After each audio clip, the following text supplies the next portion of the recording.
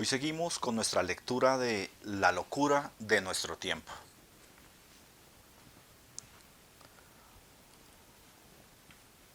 Más allá. Hace unos años el director de cine Andrés Baiz me pasó un libro sobre navegantes que le habían dado la vuelta al mundo en solitario y sin escalas, un tema sobre el cual yo ya venía investigando por mi propia cuenta.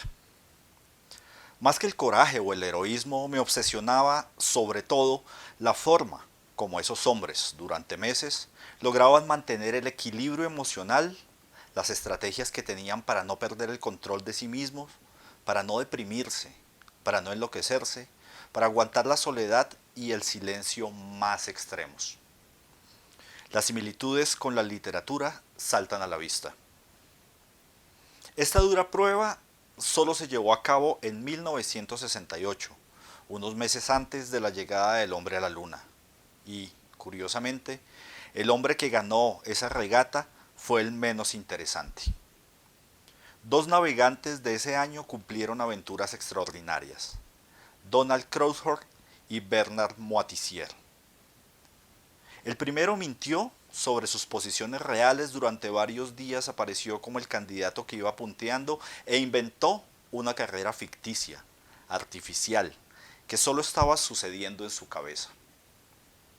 Después la soledad lo fue minando poco a poco, asfixiándolo, acorralándolo, hasta que ingresó en una depresión aguda y se lanzó por la borda en busca de una muerte que era preferible a la locura. El segundo, Moitessier, era un tipo fantástico.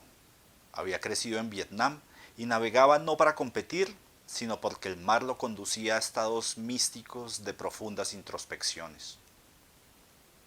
Barbado, con el cabello largo, haciendo meditación sobre su pequeña embarcación, Moitessier lograba conectar su mente con la naturaleza circundante. De hecho, fue el mejor, el que hizo los tiempos más sorprendentes. Pero cuando iba a poner la proa hacia el norte para regresar a Inglaterra y ganar y llenarse de honores, prefirió seguir derecho, ir más allá de lo previsto, navegar porque sí, libremente, y terminó en las islas de los mares del sur, convencido de que esa vida civilizada que lo estaba esperando en Europa no tenía nada que ver con él. Ganar es a veces un concepto muy limitado. Antes de perderse del todo, Moitessier escribió en un mensaje que hizo llegar a Inglaterra: ya no sé lo lejos que he llegado, solamente sé que hace tiempo que he dejado atrás los límites de lo excesivo. En varias ocasiones he imaginado a este asceta feliz como un santón sobre su pequeño barco, el Joshua, hábilmente enchufado en el oleaje, con los vientos, con ese tiempo eterno y perfecto que es el tiempo del solitario.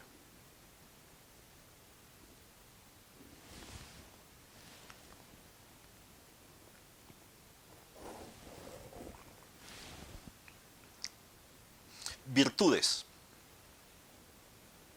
Entre los navegantes que le dieron la vuelta al mundo en solitario, hay uno muy raro, un argentino, Vito Dumas, que lo logró en 1942 en plena Segunda Guerra Mundial. Este aventurero hizo solo dos escalas, en Sudáfrica y en Nueva Zelanda. Dumas escribió un libro muy sincero, Los 40 Bramadores o Los 40 Rugientes, en donde cuenta sus peripecias a lo largo de los 13 meses de viaje. Gracias a mi amiga argentina Emma Flot, una psicoanalista y bloguera muy combativa que recordaba haber estado en Buenos Aires parada justo en el punto desde el cual había partido Dumas, logré una mañana de domingo encontrar ese lugar y leer la placa que hay allí en homenaje a su nombre. Dumas había regresado un año y un mes después, todo barbado, con las ropas hechas jirones por los vendavales y con un aspecto de indigente que asustó a la comitiva que lo estaba esperando para rendirle grandes honores. Con los ojos aguados por la emoción, recordé que alguna vez le habían preguntado a Dumas por qué se había lanzado a un viaje tan temerario y descabellado. Dumas se sonrió y dijo que la Segunda Guerra Mundial les había mostrado a los jóvenes lo peor de la humanidad, lo peor de la especie, lo peor de nosotros mismos. Y es que no era justo. Alguien tenía que recordarles lo mejor, ciertas virtudes, cierto temple, cierto heroísmo. Fue una respuesta magnífica. Y sí, mientras unos chiflados trabajaban en un proyecto criminal para construir una bomba atómica, el proyecto Manhattan, y otros asesinos exterminaban a gente en campos de concentración en Alemania, no hay que olvidar que en el sur, solo en su pequeño barquito, un hombre combatía contra huracanes, contra olas de 7 y 8 metros de altura, contra el hambre, contra el dolor de su cuerpo, contra la sed, contra los calambres, contra el silencio y la soledad más cerrados, solo para recordarnos que hay una zona de nosotros que es capaz de sobreponerse a toda adversidad, una zona de pureza incontaminada, una zona donde está lo mejor de nosotros mismos, casi nada.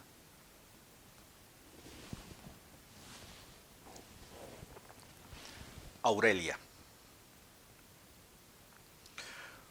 Cuando yo estaba a punto de dejar España para viajar a Israel en 1987, el escritor Santiago Gamboa, que por ese entonces era otro estudiante de literatura como yo, y con quien nos habíamos visto frecuentemente a lo largo de varios meses, decidió acompañarme al aeropuerto para despedirme. Un gesto solidario entre dos jóvenes escritores que están buscando experiencias en sus vidas para algún día narrar con potencia sus libros.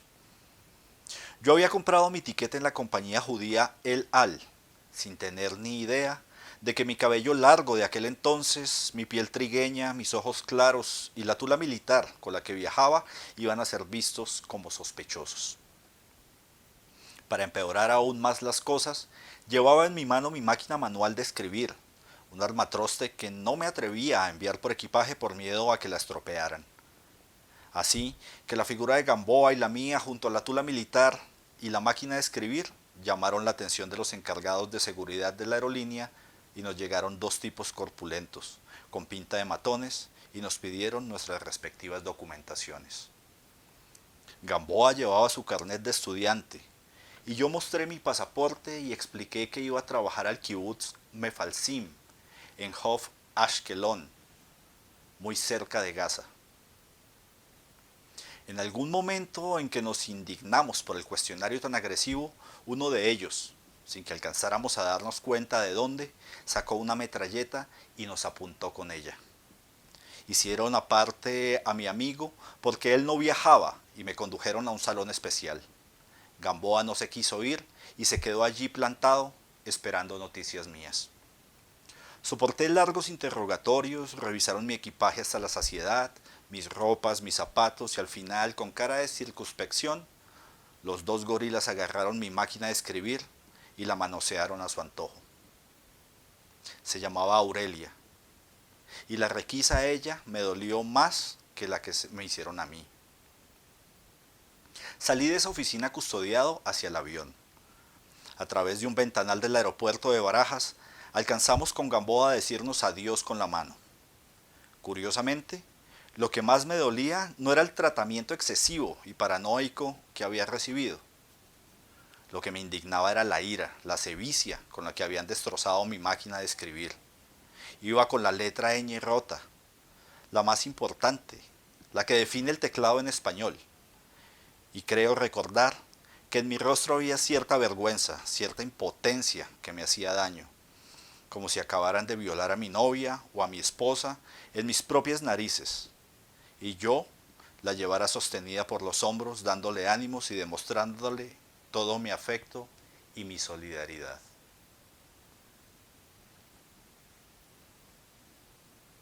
¿El sexo es algo sucio?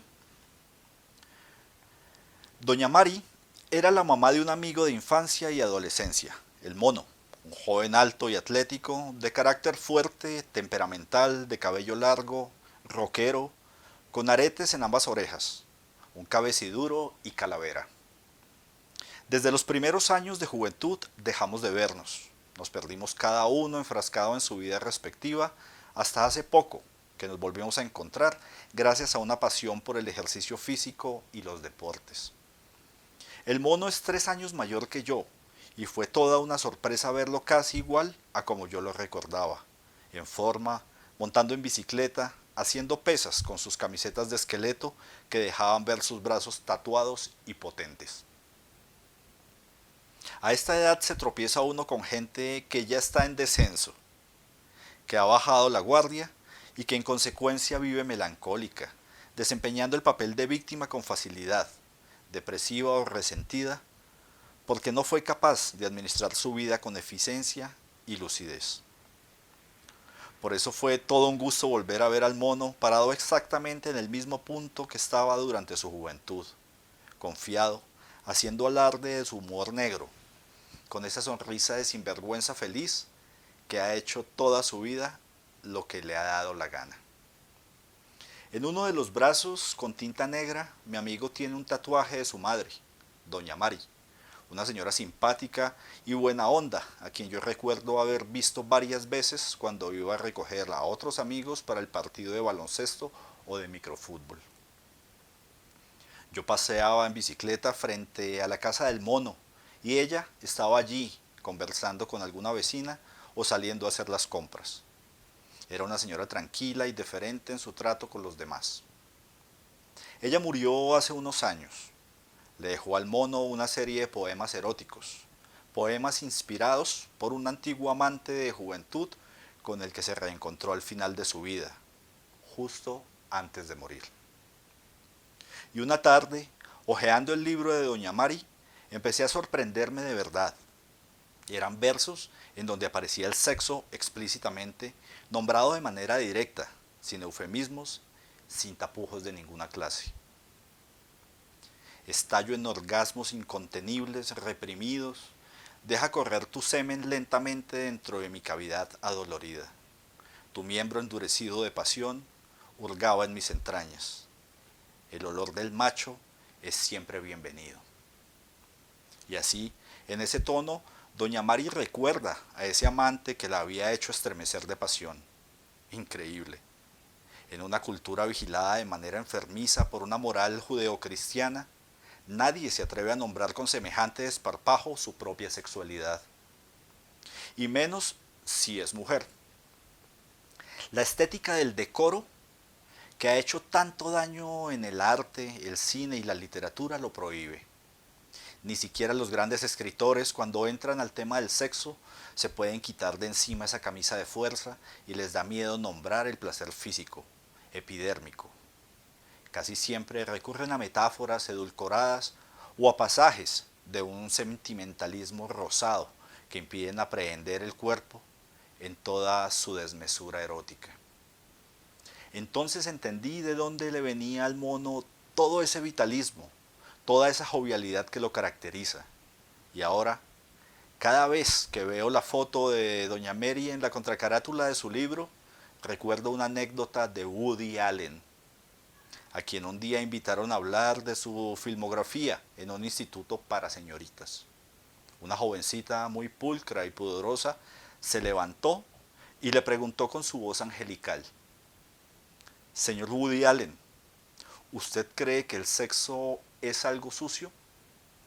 Y él, con su fino humor de siempre, sonriendo, respondió: si se hace bien, sí.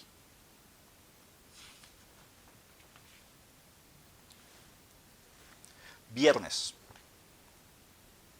El trabajo literario lentamente nos va conduciendo a un alejamiento feroz, a una soledad progresiva que es difícil de contener. Poco a poco, sin darnos cuenta, nos vamos encerrando en nuestros estudios durante horas enteras para poder construir la obra que tenemos en mente. Y sospecho que en el caso de los novelistas este autoexilio es aún peor, pues la escritura de una novela nos obliga a estar concentrados con rigor durante meses y años. En el último tiempo me siento como un Robinson que ha naufragado en una isla perdida en territorios inhóspitos. Y cuando estoy escribiendo un libro, como este, por ejemplo, tengo la impresión de que escribo un mensaje para meter en una botella y lanzarlo al mar. ¿Un mensaje para quién? para viernes, cuya hipotética compañía me impide enloquecerme o arrojarme a los arrecifes. ¿Y quién es viernes? El lector, usted, que bien sea hombre o mujer, joven o viejo, recibirá esta botella y sabrá de mis coordenadas. Y si yo no pudiera escribir en mi cabaña en las horas de la noche y después arrojar mis botellas en la playa cuando la marea está alta, mi vida no hubiera sido más que pura vacuidad, puro desperdicio y puro alarde de una inutilidad sin remedio.